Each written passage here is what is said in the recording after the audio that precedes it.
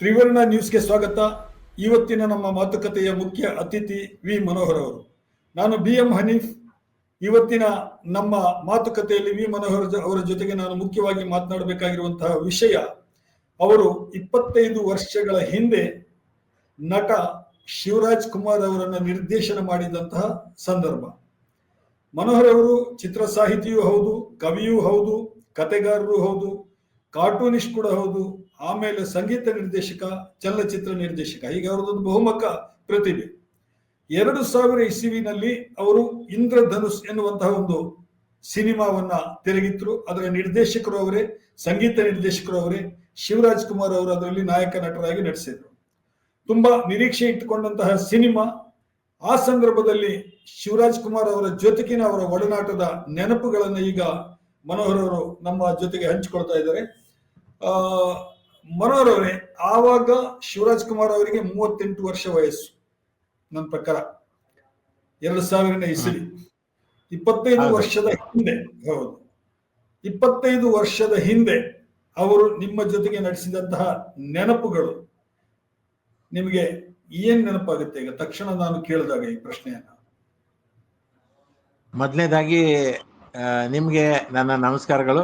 ಮತ್ತೆ ಈ ಒಂದು 25 ವರ್ಷಗಳ ಹಿಂದಕ್ಕೆ ನನ್ನನ್ನು ಕರ್ಕೊಂಡು ಹೋಗಿ ಇಂದ್ರಧನುಷ್ ಘಟನೆಗಳನ್ನೆಲ್ಲ ಜ್ಞಾಪಿಸ್ತಾ ಇರೋದಕ್ಕೆ ಧನ್ಯವಾದಗಳು. ಈ ಒಂದು 99ನೇ ಇಸವಿಯಿಂದ ಈ ಒಂದು ಪ್ರಕ್ರಿಯೆ ಸ್ಟಾರ್ಟ್ ಆಯಿತು, ಶುರುವಾಯಿತು. ಇಂದ್ರಧನುಷ್ಗಿಂತ ಮುಂಚೆ ₹1 ಕಾಯಿನ್ ಅಂತ ಒಂದು ಸಿನಿಮಾ, ಅದು ಮಾಡ್ಬೇಕಾಗಿತ್ತು ನಾವು. ಶೈಲೇಂದ್ರ ಬಾಬು ಅವರು ಶಿವಣ್ಣ ಜೊತೆಗೆ ₹1 ಕಾಯಿನ್ ಅಂತ ಸಿನಿಮಾ ಮಾಡ್ಬೇಕಾಗಿತ್ತು. ಒಂದು ತಮಿಳವರು ಒಂದು ಒಳ್ಳೆ ಕತೆ ಎಲ್ಲ ಕೊಟ್ಟಿದ್ರು. ಅದಕ್ಕೆ ಆ ಡಿಸ್ಕಸ್ ಅಲ್ಲಿ ಬೇರೆ ಬೇರೆಯವರು, ಕೆಲವರು ಇದು ಸರಿ ಇಲ್ಲ ಹಾಗೆ ಅಂತೇಳಿ ಅದನ್ನ ಡ್ರಾಪ್ ಮಾಡಿಸ್ಬಿಟ್ರು ಕೆಲವರು. ಆ ಕತೆ ಡ್ರಾಪ್ ಆಯ್ತು. ಆ ಕತೆ ಡ್ರಾಪ್ ಆದ್ಮೇಲೆ ಇನ್ನೇನ್ ಮಾಡೋದು, ನಾವೇ ಕತೆ ಮಾಡಿದ್ವಿ. ಶೈಲೇಂದ್ರ ಬಾಬು ಅವರು ಹೇಳಿದ್ರು, ನೀವೇ ಮಾಡಿ ಕತೆ, ಅಲ್ಲಿಂದ ಇಲ್ಲಿಂದ ಬೇಡ ಅಂತ ಹೇಳಿದ್ರು. ನಾನು ರಮೇಶ್ ರಾವ್ ಕೂತ್ಕೊಂಡು ಕತೆ ಮಾಡಿದ್ವಿ. ಈ ಕಥಾ ಸಿಂಪಲ್ ಆಗಿ ಹೇಳ್ತೀನಿ, ಜಾಸ್ತಿ ಹೇಳಿಯಲ್ಲ. ಹುಡುಗಿಯರು, ಒಬ್ಳು ಇಂಟರ್ವಲ್ ಮುಂಚೆ ಹೀರೋಯಿನ್ ಅಂತ ನಾವು ಏನ್ ಅನ್ಕೊಂಡಿರ್ತೀವೋ ಅವಳು ನಿಜವಾಗಿಯೂ ಹೀರೋಯಿನ್ ಅಲ್ಲ, ಅವಳು ಒಳ್ಳೆಯವಳಲ್ಲ. ಒಳ್ಳೆಯವಳು ಅಂತ ನಾವೇನು ಅನ್ಕೊಂಡಿರ್ತೀವೋ ಅವಳು ಒಳ್ಳೆಯವಳಲ್ಲ. ಯಾರು ವಿಲನ್ ಅಂತ, ಕೆಟ್ಟವಳು ಅಂತ ಅನ್ಕೊಂಡಿರ್ತೀವೋ ಅವಳು ಸೆಕೆಂಡ್ ಹಾಫ್ ಅಲ್ಲಿ ಗೊತ್ತಾಗುತ್ತೆ ಅವಳು ತುಂಬಾ ಒಳ್ಳೆಯವಳು ಅಂತ. ಅವಳು ಸಂತ್ರಸ್ತಳು. ಮೊದಲನೇ ಹೀರೋಯಿನ್ ಇಂದಾಗಿ ಅವಳ ಫ್ಯಾಮಿಲಿ ಬರ್ಬಾರ್ದಾಗಿದೆ. ಆವಾಗ ಅವಳು ಸೇಡು ತೀರ್ಸಕ್ಕೆ ಅಂತ ಅವಳನ್ನ ಕೊಲೆ ಮಾಡೋದಕ್ಕೆ ತುಂಬಾ ಪ್ರಯತ್ನ ಮಾಡ್ತಾಳೆ. ಅದನ್ನೆಲ್ಲ ಶಿವಣ್ಣ ತಪ್ಪಿಸ್ತಾರೆ.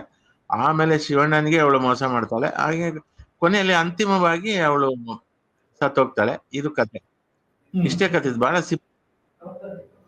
ಆದ್ರೆ ಒಂದು ಇದರಲ್ಲಿ ಒಂದು ಹೊಸತನ ಆ ಕಾಲದಲ್ಲಿ ಏನಂತ ಹೇಳಿದ್ರೆ, ಇಂಟರ್ವೆಲ್ ವರೆಗೆ ನೀವು ಯಾರನ್ನ ನಾಯಕಿ ಅಂತ ಅನ್ಕೊಂಡಿರ್ತೀರ ಪ್ರೇಕ್ಷಕರು, ಅವರು ನಾಯಕಿ ಅಲ್ಲ. ಯಾರನ್ನ ವಿಲನ್ ಅಂತ ಅನ್ಕೊಂಡಿರ್ತೀರ ಅವರು ವಿಲನ್ ಅಲ್ಲ ಅನ್ನೋದು ಇಂಟರ್ವೆಲ್ ನಂತರ ಗೊತ್ತಾಗುತ್ತೆ.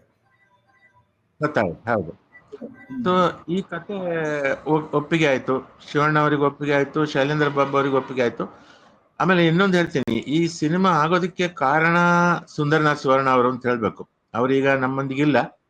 ಏನಂದ್ರೆ ಓಮಲ್ಲಿಗೆ ನಾನು 97ರಲ್ಲಿ ಮಾಡಿದೆ. ಓಮಲ್ಲಿಗೆ ಯಶಸ್ವಿ ಆಯ್ತು. ಅದಾದ್ಮೇಲೆ 1 ವರ್ಷ ಆಯ್ತು, 2 ವರ್ಷ ಆಯ್ತು, ಯಾವ ಪ್ರೊಡ್ಯೂಸರು ಶತದಿನೋತ್ಸವ ಆಚರಿಸಿತು ಓಮಲ್ಲಿಗೆ. ಅದರ ಸಾಹಿತ್ಯ, ಸಂಗೀತ, ಹಾಡುಗಳೆಲ್ಲ ಬಹಳ ಜನಪ್ರಿಯವಾಗಿತ್ತು. ಹೌದು, 150 ದಿನ ಹೋಯ್ತದು. ಆದ್ರೂ ಯಾರು ಬರ್ಲಿಲ್ಲ ಪ್ರೊಡ್ಯೂಸರ್. ನನ್ನನ್ನ ಲೆಕ್ಕಕ್ಕೆ ಇಡ್ಲಿಲ್ಲ, ಡೈರೆಕ್ಟರ್ ಅಂತ ಲೆಕ್ಕಕ್ಕೆ ಇಡ್ಲಿಲ್ಲ. ಮ್ಯೂಸಿಕ್ ಡೈರೆಕ್ಷನ್ ಏನೋ ಮಾಡ್ತಾ ಇದ್ದಾನೆ, ಮಧ್ಯೆ ಯಾರೋ ಮಾಡಿರ್ಬೇಕು ಅದು. ಈ ತರ ಎಲ್ಲ ಅಪಪ್ರಚಾರಗಳ ಸ್ಟಾರ್ಟ್ ಆಯ್ತು.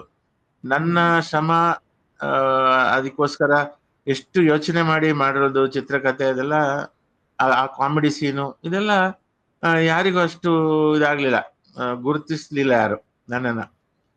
ಆವಾಗ ಸುಂದರನಾಥ್ ಸುವರ್ಣ ಅವರು ನಮ್ಮನೆಗೆ ಬರ್ತಾ ಇದ್ರು. ಯಾಕಂದ್ರೆ ನಮ್ಮನ್ಯಾಗ ಫಿಲ್ಮ್ ಚೇಂಬರ್ ಹತ್ರನೇ ಇತ್ತು. ಫಿಲ್ಮ್ ಚೇಂಬರ್ ಅಂದ್ಮೇಲೆ ಅಲ್ಲಿ ಬಂದವರೆಲ್ಲ ನಮ್ಮನೆಗೆ ಬರ್ತಾ ಇದ್ರು. ಎಲ್ಲ ನಮ್ಮನೇಲಿ ಒಂದು ಒಳ್ಳೆ ಬ್ಯಾಚುಲರ್ಸ್ ಪ್ಯಾರಡೈಸ್, ನಮ್ಮನೆ ಬ್ಯಾಚುಲರ್ಸ್ ಎಲ್ಲ ಇದ್ವಿ. ಕಾಲೋನಿನ ಏನದು? ಹೌದು, ಅಮೆರಿಕನ್ ಕಾಲನಿ ಅಂತ. American film colony. ಚೇಂಬರ್ ಎದುರುಗಡೆ. ಹೌದು, ಹೌದು ಅಮೆರಿಕನ್ ಹೌದು, ಕಾಲನಿ. ನಾನು ಬಂದಿದ್ದೀನಿ ಅಲ್ಲಿ. Film chamber. ಸೊ ಚೇಂಬರ್ಗೆ ಬಂದವರೆಲ್ಲ ನಮ್ಮನೆಗೆ ಬಂದು ಟೀ ಕುಡ್ಕೊಂಡು ಹೋಗ್ತಿದ್ರು. ಸುವರ್ಣ ಅವರು ಬಂದ್ರು. ಅವರು ಬಂದ್ರು. ಅವರು ಕೇಳ್ತಾ ಇದ್ರು, ಅವರು ಸುವರ್ಣ ಅವರು ಯಾಕೆ ಅವರು ನಮ್ಮನೆಗೆ ಫ್ರೀಕ್ವೆಂಟ್ ಆಗಿ ಬರಕ್ಕೆ ಪ್ರಾರಂಭ ಆಯ್ತಂದ್ರೆ, 97ರಲ್ಲಿ ನಮ್ಮನೆಯಲ್ಲೇ ಉಮಾಕಾಂತ್ ಅಂತ ಡೈರೆಕ್ಟ್ರು ನಮ್ಮನೆಯಲ್ಲೇ ಇದ್ರು. ಆ ಅವರು ಅನುರಾಗ ಸಂಗಮ ಅಂತ ಒಂದು ಸಿನಿಮಾ ಶುರು ಮಾಡಿದ್ರು. ಅದಕ್ಕೆ ಕ್ಯಾಮ್ರಾಮ್ಯಾನ್. ಹಾಗೆ ಡೈರೆಕ್ಟರ್ನ ಮೀಟ್ ಮಾಡಕ್ಕೆ ಅಂತ ಬಂದವರು ನಮ್ಮ ಜೊತೆ ಇದ್ದು ಬಹಳ ತಮಾಷೆಯಾಗಿ ಡೈಲಿ ಬರ್ತಾ ಇದ್ರು, ಫ್ರೀಕ್ವೆಂಟ್ ಆಗಿ ಬರ್ತಾ ಇದ್ರು. ಆಗ ನಾನು ಅವ್ರ ಹತ್ರ ನನ್ನ ದುಃಖ ತೋರ್ಕೊಂಡೆ, ನೋಡಿ ಅಣ್ಣ, ಇದು ಓಮಲಿಗೆ ಮಾಡಿ ಆದ್ಮೇಲೆ ಕೂಡ, ಈ ಸಕ್ಸಸ್ ಆದ್ಮೇಲೆ ಕೂಡ ಯಾರು ಲೆಕ್ಕಕ್ಕಿಡ್ಲಿಲ್ಲ, ಪ್ರೊಡ್ಯೂಸರ್ ಬರ್ತಾ ಇಲ್ಲ ಅಂತ. ಅವ್ರು ಏನ್ ಮಾಡಿದ್ರು, ಪಾಪ ಶೈಲೇಂದ್ರ ಬಾಬು ಅವ್ರನ್ನ ಮೀಟ್ ಮಾಡಿ, ನೋಡಿ ಮನೋಹರ್ ಕತೆ ಎಲ್ಲ ಮಾಡಿದ್ದಾರೆ, ಬನ್ನಿ ಮನೋಹರ್ ಕೈಲಿ ಡೈರೆಕ್ಷನ್ ಮಾಡ್ಸೋಣ, ಓಮಲಿಗೆ ಚೆನ್ನಾಗಿ ಮಾಡಿದ್ದಾರೆ ಅಂತ ಹೇಳಿ. ಆಕ್ಚುಲಿ ಪಾಪ ಓಮಲಿಗೆ ಕ್ಯಾಮ್ರಾಮ್ಯಾನ್ ಅಶೋಕ್ ಕಶ್ಯಪ್ ಅವರು. ಆದ್ರೂ ಸುವರ್ಣ ಅವರು ನನ್ನ ಪರವಾಗಿ ಅಲ್ಲಿ ಮಾತಾಡಲಾಗಿ ಶೈಲೇಂದ್ರ ಬಾಬು ಅವರು ಬಂದು ಏನ್ ಕತೆ ಮಾಡಿದ್ರಿ ಅಂತೆಲ್ಲ ಕೇಳಿದ್ರು. ಅವಾಗ ಒಂದು ಫುಟ್ಬಾಲ್ದು ಕತೆ ಮಾಡಿದ್ವಿ ನಾವು, ತುಂಬಾ ಚೆನ್ನಾಗಿತ್ತು ಅದು. ಅದು ಅಲ್ಲಿ ಇನ್ಯಾರೋ ಡಿಸ್ಟ್ರಿಬ್ಯೂಟರ್ ಯಾರೋ ಆ ಥರದ್ದೆಲ್ಲ ಬೇಡ. ಅವಾಗ ಶಿವಣ್ಣ ಅಂತ ಇರ್ಲಿಲ್ಲ, ಒಂದು ಹೊಸ ಹೀರೋನ ಸಲೀಲ್ ಅಂಕೋಲಾ ಅಂತ ಕ್ರಿಕೆಟ್ ಪ್ಲೇಯರು, ಅವ್ರನ್ನ ಹಾಕೊಂಡು ಮಾಡ, ಒಳ್ಳೆ ಹ್ಯಾಂಡ್ಸಮ್ ಎತ್ತರಕ್ಕಿದ್ದ, ಅವ್ರನ್ನ ಹಾಕೊಂಡು, ಅದು ರಮೇಶ್ ರಾವಿಂದನೇ ಪರಿಚಯ ಆಗಿದ್ದು. ಅವ್ರನ್ನ ಹಾಕೊಂಡು ಮಾಡ್ಬೇಕು ಅಂತೆಲ್ಲ ಆಯ್ತು. ಆಮೇಲೆ ಬೇಡ, ನಿಮ್ದು ಶಿವಣ್ಣಂದು ಕಾಂಬಿನೇಷನ್ ಚೆನ್ನಾಗಿರುತ್ತೆ, ನೀವು ಶಿವಣ್ಣನ ಹಾಕೊಂಡೇ ಮಾಡಿ ಅಂತ ಹೇಳಿದ್ರು. ಆವಾಗ ನಾವು ₹1 ಕಾಯಿನ್ ಕತೆ ಮಾಡಕ್ಕೆ ನಾವು ಮಾಡಿದಲ್ಲ, ಒಂದು ಕತೆ ಸಿಕ್ತು ನಮಗೆ. ಒಬ್ರು ತಮಿಳು ಸ್ಟೋರಿ ರೈಟ್ರು, ಅವ್ರನ್ನ ಯಾರೋ ಪರಿಚಯ ಮಾಡಿಕೊಟ್ರು. ಅಷ್ಟೇ, ಚೆನ್ನಾಗಿತ್ತು. ಬಟ್ ಅದು ಡಿಸ್ಕಸ್ ಟೈಮಲ್ಲಿ ಅದು ಡ್ರಾಪ್ ಆಯ್ತು. ಡ್ರಾಪ್ ಆದ್ಮೇಲೆ ಮತ್ತೆ ಇವರು ಶೈಲೇಂದ್ರ ಬಾಬು ಹೇಳಿದ್ರು, ಯಾರು ಬೇಡ, ಯಾವ ಡಿಸ್ಕಸ್ಸು ಬೇಡ, ನೀವು ಮಾಡಿ ಕತೆ ಅಂತೇಳಿ. ಆಮೇಲೆ ನಾವು ಮಾಡಿದ್ವಿ, ನಾನು ರಮೇಶ್ ರಾವ್ ಕೂತ್ಕೊಂಡು ಕತೆ ಮಾಡಿದ್ವಿ. ಸೊ ಅದು ಶಿವಣ್ಣನಿಗೆ ಅವ್ರು ಹೋಯ್ತಾ, ಇದು ಅಣ್ಣವರಿಗೆ, ವರದಣ್ಣ ಅವರಿಗೆ ಇಬ್ಬರಿಗೂ ರೀಡಿಂಗ್ ಕೊಟ್ವಿ. ಇಬ್ರು ಮೆಚ್ಚಿಕೊಂಡ್ರು. ವರದಣ್ಣ ಅವರು ಕೆಲವು ಸಲಹೆಗಳು ಕೊಟ್ರು, ಅದೆಲ್ಲ ತಿದ್ದುಪಡಿ ಮಾಡಿದ್ವಿ. ಆಮೇಲೆ ಅವತ್ತು 3 ಸಿನಿಮಾದ ಮುಹೂರ್ತ. ಒಂದು ಶಬ್ದವೇದಿ, ಇನ್ನೊಂದು ನಮ್ದು ಇಂದ್ರ, ಒಂದೇ ಜಾಗದಲ್ಲಿ ಕಂಠೀರವ ಸ್ಟುಡಿಯೋದಲ್ಲಿ. ಆ ಕಡೆ ಶಬ್ದವೇದಿ ಮುಹೂರ್ತ, ಈ ಕಡೆ ನಮ್ದು ಮುಹೂರ್ತ. ನಮ್ಗೆ ಒಂದು ಸಂತೋಷದ ವಿಚಾರ ಅಂತಂದ್ರೆ, ಶಬ್ದವೇದಿ ಅವ್ರದೇ ಪ್ರೊಡಕ್ಷನ್, ಆದ್ರೆ ಅಣ್ಣವರು ಮತ್ತೆ ವರದಣ್ಣ ನಮ್ಮೇಲೆ ಒಂದು ಅಷ್ಟು ಪ್ರೀತಿ. ಇಂದ್ರಧನುಷು ಕ್ಯಾಂಪಲ್ಲಿ ಊಟ ಮಾಡಿದ್ರು, ಊಟಕ್ಕೆ ನಮ್ ಜೊತೆ ಬಂದ್ರು ಅವತ್ತು. ಅದೊಂದು ಬಹಳ ಖುಷಿಯ ವಿಚಾರ, ಒಂದು ಹೆಮ್ಮೆಯ ವಿಚಾರ ಅದು. ಸೊ ನಾವೆಲ್ಲ ಅವ್ರ ಜೊತೆಗೆ ಊಟ ಎಲ್ಲ ಮಾಡಿ ನಮ್ಮನ್ನ ಹಾರೈಸಿ ಅವರು ಆಮೇಲೆ ಶಬ್ದವೇದಿ ಸೆಟ್ಟಿಗೆ ಹೋದ್ರು. ಸೊ ಅಲ್ಲಿಂದ ಸ್ಟಾರ್ಟ್ ಆಯ್ತು ಸಿನಿಮಾ. ಸ್ಟಾರ್ಟ್ ಆಗಿ ಆ ಕಥೆಯ ಪ್ರಕಾರ ಹೊನ್ನಾವರ, ಭಟ್ಕಳ, ಗೋವಾ ಅಲ್ಲೆಲ್ಲ ಶೂಟಿಂಗ್ ಮಾಡಿದ್ವಿ. ಆಮೇಲೆ ಒಂದು ಫ್ಲಾಶ್ ಬ್ಯಾಕ್ ಸಾಂಗ್ ಮಾಡಿದ್ದೆ ನಾನು. ಆ ಹಾಡನ್ನ ಮಾರ್ಕೋನಹಳ್ಳಿ, ಅದೇ ಯಡಿಯೂರ್ ಹತ್ರ ಮಾರ್ಕೋನಹಳ್ಳಿ ಡ್ಯಾಮ್ ಹತ್ರ ಮಾಡಿದ. ಆ ಡ್ಯಾಮ್ ಬ್ಯಾಕ್ ಡ್ರಾಪ್ ಇಟ್ಕೊಂಡೆ ಕತೆ ಮಾಡಿದ್ವು ಆ ಸಾಂಗ್. ಅದು ಅದರಲ್ಲಿ ಆ ಕಥೆಯಲ್ಲಿ, ಆ ಹಾಡಲ್ಲಿ, ಕಥೆಯ ಒಳಗಡೆ ಒಂದು ಹಾಡದು, ಆ ಹಾಡಲ್ಲಿ ಒಂದು ಕತೆ, ಸಣ್ಣ ಕತೆ. ಅದಲ್ಲಿ ಫ್ಲಾಶ್ ಬ್ಯಾಕ್ ಅಲ್ಲಿ ಹೀರೋ ಒಬ್ಬ ಕಲ್ಲು ಶಿಲ್ಪಿ, ಹೀರೋಯಿನ್ನು ರಾಜ್ಕುಮಾರಿ, ಸೇನಾಧಿಪತಿಯ ಮಗಳು. ಅಲ್ಲಿ ಒಬ್ರು ಲವ್ ಆಗುತ್ತೆ, ಅವರನ್ನ ಅಟ್ಟಿಸ್ಕೊಂಡು ಬರ್ತಾರೆ, ಅವರು ನೀರಲ್ಲಿ ಮುಳುಗಿ ಸತ್ತೋಗ್ತಾರೆ. ಈ ದೃಶ್ಯ, ಆ ನೀರಲ್ಲಿ ಮುಳುಗೋ ಸೀನು, ಅಲ್ಲಿ ಸ್ವಲ್ಪ ನೀರಿತ್ತು ಒಂದ್ ಕಡೆ. ನಮ್ಗೆ ಶಿವಣ್ಣ ಮತ್ತೆ ಆ ಹುಡುಗಿ ಶವವಾಗಿ ತೇಲುವಂತ ದೃಶ್ಯ ತೆಗಿಬೇಕಾಗಿತ್ತು. ಶಿವಣ್ಣ ಆಯ್ತಾಯ್ತು ಬನ್ನಿ ರೆಡಿ ಅಂತ ಹೇಳ್ಬಿಟ್ಟು ಅವರಿಬ್ರು, ಹೀರೋಯಿನ್ ಮತ್ತೆ ಶಿವಣ್ಣ ಇಬ್ರು ನೀರಲ್ಲಿ ಅಂಗಾತವಾಗಿ ಈ ತರ ತೇಲೋ ತರ ಅದು ಶೂಟಿಂಗ್ ಎಲ್ಲ ಮಾಡಿದ್ವಿ. ಆಮೇಲೆ ಅವ್ರನ್ನ ಎಬ್ಸಕ್ಕೆ, ಆ ನೀರಿಂದ ಎಬ್ಸಕ್ಕೆ ಅಂತ ನಾನು ಹತ್ರ ಹೋದ್ರೆ ವಾಸನೆಯೋ ವಾಸನೆ ನೀರು. ನೋಡಿ ಅಯ್ಯೋ. ಶಿವಣ್ಣ ಪಾಪ, ನಮ್ಗೆ ಆ ಹುಡುಗಿನೂ ಅಷ್ಟೇ ಒಳ್ಳೆವಳು. ಅವಳಿಗೆ ಮಾನಲ್ ಅವ್ರಿಬ್ರಿಗೂ ಮಾನಲ್ ಮಾನಲ್ ಅಂತ ಹೆಸರಲ್ವಾ ಅವ್ರದ್ದು? ಮಾನಲ್ ಅಂತ ನಾನು ನೆನಪಿದ್ದಂಗೆ. ಮೋನಲ್ ಮೋನಲ್ ಅಂತ, ಹೌದು. ಮೋನಲ್, ಹೌದು. ಕತೆ ಇದೆ. ಆ ಮೋನಲ್ ಅಂತ ಕನ್ನಡದವ್ರಿಗೆ ಗೊತ್ತಾಗಲ್ಲ ಅಂತ ಅಭಿಸಾರಿಕಾ ಅಂತ ಹೆಸರಿಟ್ಟಿದೆ. ಹಾ, ಆ ಹಾ. ಅಭಿಸಾರಿಕೆ ಒಂದಷ್ಟು ಜನ ಟೀಕೆಗಳು ಮಾಡಿದ್ರು. ಹ್ಮ್. ಅಭಿಸಾರಿಕೆ ಅಂದ್ರೆ ಹಾಗೆ ಹೀಗೆ ಅಂತ. ಆಕ್ಚುಲಿ ಅಭಿಸಾರಿಕೆ ಅಂದ್ರೆ, ಅಭಿಸರಣ ಅಂದ್ರೆ ಮುಂದುವರೆದಿದ್ದು ಅಂತ. ಆ ಹ್ಮ್. ಕಾಲದಲ್ಲಿ ಲವ್ ಮಾಡೋದು ಅಂದ್ರೆ ಅದು ತುಂಬಾ ಫಾರ್ವರ್ಡ್ ಥಿಂಕಿಂಗ್. ಹ್ಮ್. ಹಾಗಾಗಿ ಅಭಿಸಾರಿಕೆ ಅಂತಂದ್ರೆ ಲವರ್ ಗರ್ಲ್ ಅಂತ ಹೆಸರು ಹ್ಮ್. ಇರೋ ಅರ್ಥ. ಹ್ಮ್. ನಾವು ಅದು ಅಭಿಸಾರಿಕೆ ಅಂತ ಚೆನ್ನಾಗಿ. ಹಾ, ಇದೇನೋ ಹೇಳ್ತಾ ಇದ್ರಿ, ಅಲ್ಲಿ ಬಹಳ ವಾಸನೆ ಬರ್ತಾ ಇತ್ತು ಅಂತ ನೀರಲ್ಲಿ. ಅದೇ ಈ ತರ ಹೆಸರಲ್ಲಿ ಒಂದು ವಿವಾದ ಆಯ್ತಾ. ಆಮೇಲೆ ಈ ತರ ನೀರಲ್ಲಿ ಅವರು ಶಿವಣ್ಣ ಎಲ್ಲ ಒದ್ದಾಗಿ ಪಾಪ ಪೂರ್ತಿ ಒದ್ದಾದ್ರು, ತುಂಬಾ ವಾಸನೆ ಬರ್ತಿದ್ವು. ಅದು ಸ್ವಲ್ಪ ಪಾಚಿ ಕಟ್ಟಿ ಕೊಳ್ತೋಗಿತ್ತು ನೀರು. ಆದ್ರೆ ಶಿವಣ್ಣ ಒಂದು ಚೂರು ನಮ್ಗೆ ತೊಂದರೆ ಆಗ್ಬಾರ್ದು ಅಂತ ಅವರು ಪರವಾಗಿಲ್ಲ ಬಿಡಿ, ಆಮೇಲೆ ಈಗ ಸ್ನಾನ ಮಾಡಿದ್ರೆ ಆಯ್ತು ಅಂತ. ಆಮೇಲೆ ಟ್ಯಾಂಕರ್ ಅಲ್ಲಿ ನೀರು ಬೇಕಿತ್ತು ನಮ್ಗೆ.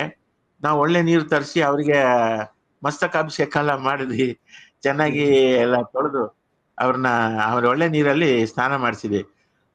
ನೋಡಿ ಎಷ್ಟು ದೊಡ್ಡ ಗುಣ. ಬೇರೆಯವರಾಗಿದ್ರೆ ಆ ನೀರು ಹತ್ರ ಹೋದಾಗ್ಲೇ ಈ ಗಲೀಜ್ ನೀರೆಲ್ಲ ನಾನು ಆಕ್ಟ್ ಮಾಡಲ್ಲ ಅಂತ ಹೇಳ್ತಿದ್ರು. ಶಿವಣ್ಣ ಅಪ್ಪಿತಪ್ಪಿ ಆತರ ಹೇಳಿಲ್ಲ, ಅಷ್ಟು ನಮಗೆ ಸಹಕಾರ ಕೊಟ್ರು. ಶಿವಣ್ಣನಿಗೆ ಶಿವಣ್ಣ ಅವರಿಗೆ ಮೊದಲಿಂದಲೂ ಇದೊಂದು ಹೆಸರಿದೆ, ಏನು ಅಂತ ಹೇಳಿದ್ರೆ ನಿರ್ಮಾಪಕರ ಸಮಯ ಮತ್ತು ನಿರ್ಮಾಪಕರ ಹಾ, ಹಣ ಎರಡನ್ನು ಕೂಡ ಹೌದು ಬಹಳ ಗಮನದಲ್ಲಿ ಇಟ್ಟುಕೊಂಡು ಅವರು ತಮ್ಮ ಶಿಸ್ತನ್ನ ಪಾಲಿಸ್ತಾ ಇದ್ರು ಅನ್ನುವಂಥದ್ದು. ಹೌದು ಹೌದು ಹೌದು. ಅದು ಅದೊಂದು. ಇನ್ನೊಂದು ಇನ್ಸಿಡೆಂಟು, ಇಲ್ಲಿ ಉಳ್ಳಾಲ ಹತ್ರ ಸೋಮೇಶ್ವರ ಬೀಚ್. ಹ್ಮ್. ಆ ಸೋಮೇಶ್ವರ ಬೀಚ್ ಅಲ್ಲಿ ಶೂಟಿಂಗ್ ಮಾಡ್ತಾ ಇದ್ವಿ. ಶೂಟಿಂಗ್ ಮಾಡ್ತಾ ಇದ್ರೆ ಅಲ್ಲಿ ಆ ನಮ್ಮ ಊರಿನ ಒಬ್ಬ ರಮೇಶ್ ಆಚಾರ್ಯ ಅಂತ, ಅವನು ನನ್ನ ಬಾಲ್ಯದ ಗೆಳೆಯ. ಅವನು ಶೂಟಿಂಗ್ ನೋಡಕ್ಕೆ ಅಂತ ಬಂದಿದ್ದ. ಬಂದವನು ಅಲ್ಲಿ ಮೆಲ್ಲ ನನ್ನ ಹತ್ರ ಕೇಳ್ದ, ಶಿವಣ್ಣ ನಮ್ಮನೆಗೆ ಬರ್ತಾರ ಊಟಕ್ಕೆ ಅಂತ.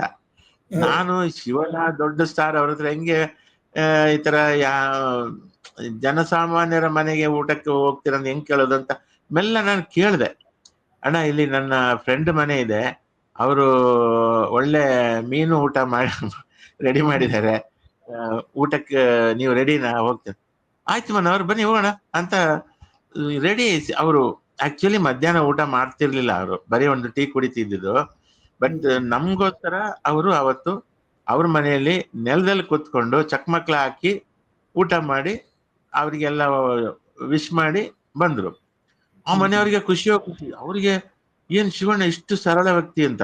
ಹೌದು, ಅವ್ರು ಮೊದ್ಲಿಂದ ಸರಳ ವ್ಯಕ್ತಿ. ಅವರಿಗೆ ಯಾವತ್ತು ತಾನು ರಾಜ್ಕುಮಾರ್ ಮಗ ಅನ್ನೋ ಹಮ್ಮು ಬರ್ಲೇ ಇಲ್ಲ ಅವ್ರಿಗೆ. ಅವ್ರಿಗೆ ಅದಲ್ದೇನು ಕೂಡ ಅವರು ದೊಡ್ಡ ಸ್ವಂತ ಪ್ರತಿಭೆಯಿಂದ ದೊಡ್ಡ ಕಲಾವಿದರಾಗಿದ್ರು ಕೂಡ ಅವರಿಗೆ ಹಮ್ ಅನ್ನೋದು ಅವ್ರಿಗೆ ಬರ್ಲಿಲ್ಲ. ಅವ್ರು ಇವತ್ತಿಗೂ ಇಲ್ಲ, ಅವತ್ತಿಗೂ ಇಲ್ಲ. ಶೂಟಿಂಗ್ ಟೈಮಲ್ಲಿ ಮಧ್ಯಾಹ್ನ ಊಟ ಮಾಡ್ತಾ ಇರ್ಲಿಲ್ವಾ ಅವಾಗ? ಅವ್ರು ಮಾಡ್ತಾ ಇರ್ಲಿಲ್ಲ, ಬರೀ ಒಂದು ಟೀ ಕುಡಿತಿದ್ರು ಅಷ್ಟೇ. ಹಾ, ಅದೇನಂತಂದ್ರೆ ಅವರಿಗೆ ಎಕ್ಸರ್ಸೈಸ್ ಮಾಡಕ್ಕೆ ಸ್ವಲ್ಪ ಕಷ್ಟ ಆಗ್ತಿತ್ತು. ಕೈಗೆ ಆಕ್ಸಿಡೆಂಟ್ ಆಗಿ ರಾಡ್ ಹಾಕಿರೋದು ಅದು. ಹಾ, ಅವ್ರಿಗೆ ತುಂಬಾ ವ್ಯಾಯಾಮ ಮಾಡಕ್ ಆಗಲ್ಲ. ಹಾಗಾಗಿ ಏನ್ ಮಾಡ್ತಿದ್ರು, ಡಯಟ್ ಅಲ್ಲೇ ಮೇಂಟೈನ್ ಮಾಡ್ತಿದ್ರು ಅವರು. ಹಾ, ಹಾ, ಸೊ ಆ ತರ ಶಿವರಾಜ್ ಕುಮಾರ್ ಅವ್ರದ್ದು ದೊಡ್ಡ ಗುಣ ಅದು. ಎಲ್ರ ಜೊತೆ ಬೆರೆಯೋದು, ಯಾರಿಗೂ ನೋವಾಗದ ರೀತಿಯಲ್ಲಿ ಬಿಹೇವ್ ಮಾಡೋದು. ಆಮೇಲೆ ಪಬ್ಲಿಕ್ ಅವ್ರ ಜೊತೆನೂ ಕೂಡ ಅಷ್ಟೇ. ಈಗ ಶೂಟಿಂಗಿಗೆ ಸುತ್ತ ಜನ ಸೇರ್ತಾ ಇದ್ರು. ಜನ ಸೇರ್ತಾ ಇದ್ರೆ ಏನ್ ಮಾಡ್ತಿದ್ರು, ಅವ್ರ ಹತ್ರ ಹೋಗಿ ಸ್ವಲ್ಪ ಸಹಕಾರ ಕೊಡ್ರಪ್ಪ, ನಿಮ್ ಸಿನಿಮಾ ಇದು, ನೀವು ನಮ್ಗೆ ಡಿಸ್ಟರ್ಬ್ ಮಾಡ್ಬೇಡಿ, ಸ್ವಲ್ಪ ದೂರ ನಿಂತ್ಕೊಳ್ಳಿ ಅಂತ ಅಷ್ಟು ಫ್ರೆಂಡ್ಲಿಯಾಗಿ ಹೇಳ್ತಿದ್ರು, ಗದರಿಸ್ತಿರ್ಲಿಲ್ಲ ಯಾರಿಗೂ. ಹ್ಮ್. ಸೊ ಈ ತರ ಎಲ್ಲ ನಮ್ಗೆ ನನಗೂ ಒಂದು ಒಳ್ಳೆ ಅನುಭವ ಅದು ಅವ್ರ ಜೊತೆ ಮ್ಯೂಸಿಕ್ ಮಾಡಿದಾಗೆಲ್ಲ. ಅಷ್ಟು ನಾವು ಬರೀ ರೆಕಾರ್ಡಿಂಗ್ ಅಲ್ಲೇ ನೋಡ್ತಿದ್ವಲ್ವಾ ಅವರ ಹೌದು. ಇದು. ಬಟ್ ಇದು ಡೈಲಿ ನಾವು ಸುಮಾರು ಒಂದು 3 ತಿಂಗಳು ಜೊತೆಲಿದ್ವಿ. ಮಧ್ಯೆ ಮಧ್ಯೆ ಗ್ಯಾಪ್ ಅಲ್ಲಿ ಅವರು ಹೋಗ್ತಿದ್ರು. ಯಾಕಂದ್ರೆ ಅದೇ ಟೈಮಲ್ಲಿ ಪುನೀತ್ ಅವರ ಮದುವೆನೂ ಆಗಿತ್ತು. ಹ್ಮ್. ಆ ಹ್ಮ್. ಮದುವೆಗೆ ಅಟೆಂಡ್ ಮಾಡಕ್ಕೆ ಹೋಗಿದ್ರು, ಈಗೆಲ್ಲ ಇತ್ತು. ಬಟ್ ಆದ್ರೆ ಉಳಿದಂತೆ ತುಂಬಾ ದಿನ ಜೊತೆಲೇ ಇರ್ತಿದ್ರು. ತುಂಬಾ ಅಷ್ಟು ಫ್ರೆಂಡ್ಲಿ ಆಗಿ ಇದ್ ಮಾಡೋರು. ಆಮೇಲೆ ಒಂದು ಇನ್ನೊಂದು ಹಾಡೋ ವಿಚಾರವಾಗಿ, ಈಗ ಜನ್ಮದ ಜೋಡಿ ನಂದು ಅವ್ರದ್ದು ಫಸ್ಟ್ ಕಾಂಬಿನೇಷನ್. ಅದರಲ್ಲಿ ಮಣಿಗೊಂದು ದಾರ ಅವರು ಹಾಡಿದ್ದು. ಅದಾದ್ಮೇಲೆ ನಾನೇನ್ ಮಾಡ್ತೀನಿ, ಮತ್ತೆ ಬಂದ ಸಿನಿಮಾದಲ್ಲೆಲ್ಲ ಒಂದೊಂದು ಹಾಡು ಅವರಿಂದ ಹಾಡ್ಸೋಣ ಅಂತ. ಆವಾಗ್ಲೂ ಅಷ್ಟೇ ಅವರು ನಮ್ಮ ಹತ್ರ ಹಾಡು ಕಲ್ತು ನಾವು ಏನು ತಿದ್ದುಪಡಿ ಮಾಡಿದ್ರೆ ಅದೆಲ್ಲದಕ್ಕೂ ಸಹಕಾರ ಕೊಟ್ಕೊಂಡು ಇಂದ್ರಧನುಷ್ ಮನೋಹರ್ ಇಂದ್ರಧನುಷ್ನಲ್ಲಿ ಅವರು ಹಾಡಿದ್ದ. ಇಂದ್ರಧನುಷಲ್ಲಿ ಅವರು ಹಾಡಿಲ್ಲ. ಇಂದ್ರಧನುಷ ಹಾಡಿಲ್ಲ. ಇಂದ್ರಧನುಷಲ್ಲಿ 2 ಹಾಡು ಅಣ್ಣವ್ರು ಹಾಡಿದ್ದಾರೆ. ಒಂದು ಯಾರ ಕನಸಲ್ಲ, ಮತ್ತೊಂದು ಕೇಳು ಕೇಳವ. 2 ಹಾಡು ಅಣ್ಣವ್ರೇ ಹಾಡಿದ್ದು. ಉಳಿದಂತೆ ಮನು ಒಂದು ಹಾಡು ಹಾಡಿದ್ದಾರೆ ಶಿವಣ್ಣ ಅವರಿಗೆ, ಮತ್ತೆ ಮಕ್ಕಳದೊಂದು ಹಾಡು, ಮತ್ತೆ ನಾನೊಂದು ಹಾಡು ಹಾಡಿದೆ. ಸೊ ಈ ತರ ಒಂದು ನನ್ನ ಹಾಡಿಗೆ ಗುರುಕಿರಣ್ ಅವ್ರು ಆಕ್ಟ್ ಮಾಡಿದ್ರು, ಅವರಿಗೆ ನಾನು ಕೊಟ್ಟೆ. ಸೊ ಈ ತರ ಒಂದು ಸಿನಿಮಾ ಆಯ್ತು. ಅದೇನಾಯ್ತು, ಮತ್ತೆ ರಿಲೀಸ್ ಟೈಮಲ್ಲಿ ಶಿವಣ್ಣ ಅವ್ರದೇ ಎಲ್ಲ ಕಡೆ ಅವ್ರದೇ ಸಿನಿಮಾ ನಡೀತಾ ಇತ್ತು. 26 ಟಾಕೀಸ್ ಅಲ್ಲಿ ಶಿವಣ್ಣ ಅವ್ರದೇ ನಡೀತಾ ಇತ್ತು. ಒಂದ್ ಕಡೆ ಪ್ರೀತ್ಸೆ, ಒಂದ್ ಕಡೆ ದೇವ್ರ ಮಗ, ಇನ್ನೊಂದ್ ಕಡೆ ಹಗಲ್ವೇಷ, ಮತ್ತೆ ನಮ್ದು ಬಿಡುಗಡೆ ಆಯ್ತು. ಈ ತರ ಆಯ್ತು. ಹಗಲುವೇಷ ಬರಗೂರು ರಾಮಚಂದ್ರಪ್ಪ ಅವ್ರದ್ದು ಅಲ್ವಾ? ಬರಗೂರು ಸಾರ್ದು ಸಿನಿಮಾ, ಮತ್ತೆ ಹಂಸಲೇಖರ್ ಸಾರ್ದು ಮ್ಯೂಸಿಕ್ ಅದಕ್ಕೆ. ಇದು ನಮ್ದು ಸೆಕೆಂಡ್ ವೀಕ್. ಅವರ ಸಿನಿಮಾಗೆ ಕಾಂಪಿಟಿಷನ್ ಆಯ್ತಲ್ಲಿ. ಹೌದೌದು, ಅದೊಂದು ಸ್ವಲ್ಪ ನಮ್ಗೆ ಇದಾಯ್ತು. ಅದು ಒಂದು ಏನು ಹೇಳಕ್ಕಾಗಲ್ಲ, ಆ ಟೈಮಲ್ಲಿ ಆ ತರ ಆಗೋಯ್ತು. ಬಟ್ ಆದ್ರೆ ಇವತ್ತು ಯೂಟ್ಯೂಬ್ ಅಲ್ಲಿ 7 ಲಕ್ಷ ಜನ ಅದನ್ನ ಸಿನಿಮಾ ನೋಡಿದ್ದಾರೆ, ಅದೊಂದು ಸಂತೋಷ. ಆಮೇಲೆ ಇತ್ತೀಚೆಗೆ ಕೆಲವರು ನೋಡಿದವರು ನನಗೆ ಹೇಳ್ತಾರೆ, ಚೆನ್ನಾಗಿ ಮಾಡಿದ್ರಿ, ಹೇಗಾಯ್ತು ಸಿನಿಮಾ ಆ ಕಾಲದಲ್ಲಿ ಅಂತ ಕೇಳ್ತಾ ಇದ್ರು. ಅವಾಗ ಇಲ್ಲ, ಅಷ್ಟು ವರ್ಕೌಟ್ ಆಗ್ಲಿಲ್ಲ ನಮಗೆ ಅಂದಾಗ, ಹೌದಾ ಚೆನ್ನಾಗಿತ್ತಲ್ಲ, ಸಸ್ಪೆನ್ಸ್ ಎಲ್ಲ ಚೆನ್ನಾಗಿತ್ತಲ್ಲ ಅಂತ ಹೇಳಿದಾಗ ನಮ್ಗೆ ಖುಷಿ ಆಗ್ತದೆ. ಹೀಗೆ ಆಯ್ತು ಅದರ ಅನುಭವಗಳು. ಶೂಟಿಂಗ್ ನಲ್ಲಿ ನೀವು ಗಮನಿಸಿದ ಬೇರೆ ಸಂಗತಿಗಳು ಯಾವುದು ಶಿವಣ್ಣ ಅವ್ರ ಬಗ್ಗೆ? ಬೇರೆ ಸಂಗತಿಗಳು ಅಂತಂದ್ರೆ, ನಾವು ಹೊನ್ನಾವರದಲ್ಲಿ ಸುಮಾರು 1 ತಿಂಗಳು ಅಲ್ಲಿ ಕ್ಯಾಂಪ್ ಮಾಡಿದ್ವಿ. ಹೊನ್ನಾವರದಲ್ಲಿ ಅಲ್ಲೊಂದು ಸಾಮಾನ್ಯ ಹೋಟೆಲ್, ಅಲ್ಲಿ ಹೊನ್ನಾವರದಲ್ಲಿ ದೊಡ್ಡ ಸ್ಟಾರ್ ಹೋಟ್ಲ್ ಯಾವ್ದಿಲ್ವಲ್ಲ, ಹಾಗಾಗಿ ಒಂದು ಹೋಟ್ಲಲ್ಲಿ, ಕಾಮತ್ ಹೋಟ್ಲಲ್ಲಿ ಶಿವಣ್ಣ ಉಳ್ಕೊಂಡವರು. ಅವರು ಶೂಟಿಂಗ್ ನೋಡಕ್ ಬಂದವ್ರ ಜೊತೆಲ್ಲ ಮಾತಾಡ್ಕೊಂಡು, ಅವ್ರೇನಾದ್ರು ಕುರ್ಕುಲ್ ತಿಂಡಿ ಕೊಟ್ರೆ ತಿನ್ಕೊಂಡು, ಅವು ಯಾರಿಗೂ ಒಂದು ಹರ್ಟ್ ಮಾಡ್ತಿರ್ಲಿಲ್ಲ. ಎಲ್ರ ಜೊತೆ ಚೆನ್ನಾಗಿ ಬೆರೆಯೋರು. ಸೊ ಹೀಗೆ ಅಲ್ಲೂ ಕೂಡ ಅವರು ತುಂಬಾ ಜನರ ಜೊತೆ ಬಹಳ ಚೆನ್ನಾಗಿ ಬೆರೆಯೋರು. ಆಮೇಲೆ ಅವ್ರು ಏನು ಯಾವ ಊಟದಲ್ಲಿ ಯಾವುದೇ ಡಿಮಾಂಡ್ ಇಲ್ಲ ಅವ್ರದ್ದು. ಪ್ರೊಡಕ್ಷನ್ ಊಟ ಯಾವ ತರ ಇರ್ತೋ ಅದನ್ನೇ ಅವರು ಇದ್ ಮಾಡೋರು. ಅದು ಹೊತ್ತು ಯಾವಾಗ ಬೆಳಿಗ್ಗೆ ತಿಂಡಿ ಮತ್ತೆ ರಾತ್ರಿ ಊಟ ಅಷ್ಟೇ. ಮಧ್ಯಾಹ್ನ ಟೀ ಕುಡ್ಕೊಂಡೇ ಟೈಮ್ ಇದ್ ಮಾಡ್ತಿದ್ರು. ಬಟ್ ಸ್ಟಾಮಿನಾ, ಒಳ್ಳೆ ಸ್ಟಾಮಿನಾ. ಯಾವುದು ಒಳ್ಳೆಯ ಅಲ್ಲ, ಅಷ್ಟು ಕಡಿಮೆ ಊಟ ಮಾಡಿದ್ರು ತುಂಬಾ ಒಳ್ಳೆ ಸ್ಟಾಮಿನಾ ಇತ್ತು ಅವರಿಗೆ. ಡ್ಯಾನ್ಸ್ ಫಾಸ್ಟ್, ಡ್ಯಾನ್ಸ್ ಮೂವ್ಮೆಂಟ್ ಎಲ್ಲ ತುಂಬಾ ಫಾಸ್ಟ್. ಮತ್ತೆ ಅದು ಒಂದು ಹೇರ್ ಸ್ಟೈಲ್ ನಾವು ಚೇಂಜ್ ಮಾಡಿದ್ವಿ, ಸ್ವಲ್ಪ ಬೇರೆ ತರ ಇರ್ಲಿ ಅಂತ. ಅದು ಕೂಡ ಅಷ್ಟೇ, ಅವರು ಅದಕ್ಕೂ ಕೂಡ ಒಪ್ಪಿದ್ರು. ಅವ್ರು ಎಲ್ಲ ಇದಕ್ಕೂ ನಿರ್ದೇಶಕರ ಹೀರೋ ಅವರು.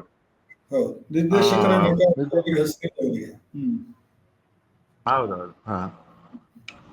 ಸೊ ಆತರ. ಇದು ಆಮೇಲೆ ಅವ್ರದ್ದು ಇನ್ನೂ ಒಂದು ಏನಂತ ಹೇಳಿದ್ರೆ, ಅವರ ಅಣ್ಣ ಅವರಿಗೂ ಕೂಡ ಅದೊಂದು ಅಭ್ಯಾಸ ಇತ್ತು. ಏನಂತ ಹೇಳಿದ್ರೆ, ಶೂಟಿಂಗ್ ಸೆಟ್ ನಲ್ಲಿ ಎಲ್ಲ ನಟರ ಜೊತೆ ಕೂತ್ಕೊಂಡು ಊಟ ಮಾಡೋಣ ಅನ್ನುವಂಥದ್ದು. ನನಗೆ ಅದು ಜಯಮಾಲ ಅವರು ಹೇಳ್ತಾ ಇದ್ರು. ಅವ್ರ ಜೊತೆ ನಡೆಸ್ತಾ ಇದ್ದಂತ ಸಂದರ್ಭದಲ್ಲಿ ಮನೆಯಿಂದ ಏನಾದ್ರು ವಿಶೇಷ ಬಂದ್ರೆ, ಮಧ್ಯಾಹ್ನದ ಊಟಕ್ಕೆ ಏನಾದ್ರು ಸ್ವಲ್ಪ ಘನಾಹಾರ ಎಲ್ಲ ಬಂದ್ರೆ, ಅವರು ಮನೆಯಿಂದ ತಂದವರು ಪಾಪ ಅವರಿಗಾಗಿ ತಂದಿರ್ತಾರೆ. ಅವ್ರೇನೋ ಸ್ವಲ್ಪ ಇವ್ರನ್ನ ಬೇರೆ ಕಡೆ ಊಟ ಕೂರ್ಸೋಣ ಅಂತ ಹೇಳಿದ್ರೆ, ಇವ್ರು ಎಲ್ಲರನ್ನು ಕರೆದು ಕೂರಿಸ್ಬಿಟ್ಟು ಎಲ್ಲ ಸ್ವಲ್ಪ ಸ್ವಲ್ಪ ಹಾಕಿ ಎಲ್ಲ ಹಂಚಿ ತಿನ್ನೋಣ ಅನ್ನೋ ತರದ್ದು. ಅದು ಅವ್ರ ಕಡೆಯಿಂದ ಬಂದಿರುವಂತ, ಅಣ್ಣವ್ರ ಕಡೆಯಿಂದ ಬಂದಿರುವಂತ ಒಂದು ಗುಣ ಅಂತ ಹೇಳಿ ಕಾಣಿಸುತ್ತೆ ಶಿವಣ್ಣ ಅವರಿಗೆ. ಈ ಶಿಸ್ತು ಕೂಡ ಅವ್ರ ಕಡೆಯಿಂದ. ಈ ಸೌಜನ್ಯ, ಈ ಒಂದು ಔದಾರ್ಯ, ಮತ್ತೆ ಈ ಸರಳತೆ ಅಣ್ಣವರಿಂದ ಅವರು ಸಂಪೂರ್ಣ ತಮ್ಮೊಳಗೆ ಅದನ್ನ ಆವಾಹನೆ ಮಾಡ್ಕೊಂಡಿದ್ರು. ಸಾಮಾನ್ಯವಾಗಿ ಅಣ್ಣವರಂತ ಸ್ಟಾರ್ ನಟರ ಮಕ್ಕಳು ಅಂತ ಸ್ಟಾರ್ ನಟರ ಮಕ್ಕಳು ಬೇರೆ ಕಡೆ ಆದ್ರೆ ದುಶ್ಚಟಗಳು ಮತ್ತೆ ಅಹಂಕಾರ ಅವೆಲ್ಲ ಬರ್ತಿತ್ತು. ಇದೇನಿಲ್ಲ, ಅಣ್ಣವರ ಗುಣವನ್ನ ಮೂರ್ ಜನ ಅಲ್ಲ 5 ಜನರು, ಆ ಹೆಣ್ಮಕ್ಳು ಕೂಡ ಅಷ್ಟೇನೆ, ಆ ಅಣ್ಣವರ ಗುಣ ಎಲ್ಲರಲ್ಲೂ ಇದೆ. ಅದು ಒಂದು ವಿಶೇಷ. ತಮಾಷೆಯ ಸಂಗತಿಗಳೇನಾದ್ರೂ ಇದೆಯಾ ಈ ಶೂಟಿಂಗ್ ಸಂದರ್ಭದಲ್ಲಿ ನಿಮ್ದು? ಇಂದ್ರಧನುಷ್ ಸಂದರ್ಭದಲ್ಲಿ ಶಿವಣ್ಣ ಅವರ ಜೊತೆಗಿದ್ದ ನೆನಪುಗಳು? ತಮಾಷೆ ಸಂಗತಿ ಅಂದ್ರೆ ನಮ್ಮಲ್ಲಿ ಇಬ್ರು ಕಾಮಿಡಿಯನ್ಸ್ ಆಕ್ಟ್ ಮಾಡಿದ್ರು. ಒಂದು ರಮೇಶ್ ಮತ್ತೆ ಸುಧಾಕರ್ ಬನ್ನಂಜೆ ಅದ್ರಲ್ಲಿ ಆಕ್ಟ್ ಮಾಡಿದ್ರು.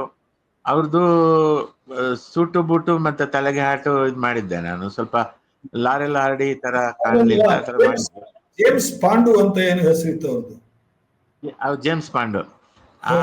ಇವರು ಶಿವಣ್ಣ ಅವ್ರು ನೋಡಿದಾಗೆಲ್ಲ ಜರ್ಮನ್ಸ್ ಅಂತ ಅವ್ರನ್ನ ರೇಗಿಸ್ತಾ ಇದ್ರು. ಹಾಗೆ ಮತ್ತೆ ಅಲ್ಲಿ ಅವರಿಬ್ಬರಿಗೆ ರಮೇಶ್ ರಾವ್ಗೂ ಸುಧಾಕರ್ ಬನ್ನಂಜಿಗೂ ಪ್ರ್ಯಾಂಕ್ಸ್ ಮಾಡ್ತಾನೆ ಇರ್ತಿದ್ರು, ಕಾಲ್ ಎಳೆಯೋದೆಲ್ಲ ಮಾಡ್ತಾನೆ ಇರ್ತಿದ್ರು. ಆತರ ತಮಾಷೆಗೆ ಅವರು ಎಲ್ಲ ಮಾಡ್ತಿದ್ರು ಅಷ್ಟೇ. ಒಟ್ಟಾರೆಯಾಗಿ ಅದೊಂದು 25 ವರ್ಷಗಳ ಹಿಂದಿನ ಅನುಭವ ನಿಮ್ದು ಶಿವಣ್ಣ ಅವರ ಜೊತೆಗೆ. ಈಗಲಾದ್ರೂ ಅವ್ರ ಜೊತೆಗೆ ಒಂದು ಸಿನಿಮಾ ಮಾಡ್ಬೇಕು ಅಂತ ಅನಿಸ್ತದೆ ನಿಮ್ಗೆ?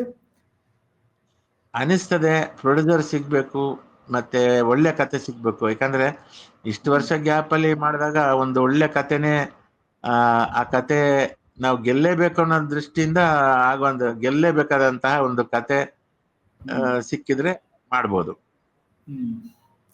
ಇದಾಗಿತ್ತು ವಿ ಮನೋಹರ್ ಅವರ ಶಿವಣ್ಣ ಅವರ ಜೊತೆಗಿನ 25 ವರ್ಷಗಳ ಹಿಂದಿನ ಅನುಭವ. ಇನ್ನೊಂದು ಅನುಭವದ ಜೊತೆಗೆ ನಾವು ಇನ್ನೊಮ್ಮೆ ಮನೋಹರ್ ಅವರ ಜೊತೆಗೆ ಮಾತನಾಡೋಣ. ಅಲ್ಲಿಯವರೆಗೆ ನಮಸ್ಕಾರ, ಧನ್ಯವಾದಗಳು ಮನೋಹರ್ ಅವರೇ. ನಮಸ್ಕಾರ, ಧನ್ಯವಾದಗಳು. ಇದೊಂದು ನನ್ನ ಅನುಭವ ಹಂಚ್ಕೊಳ್ಳೋದಕ್ಕೆ ಒಂದು ಅವಕಾಶ ಮಾಡಿಕೊಟ್ರಿ. ಧನ್ಯವಾದಗಳು.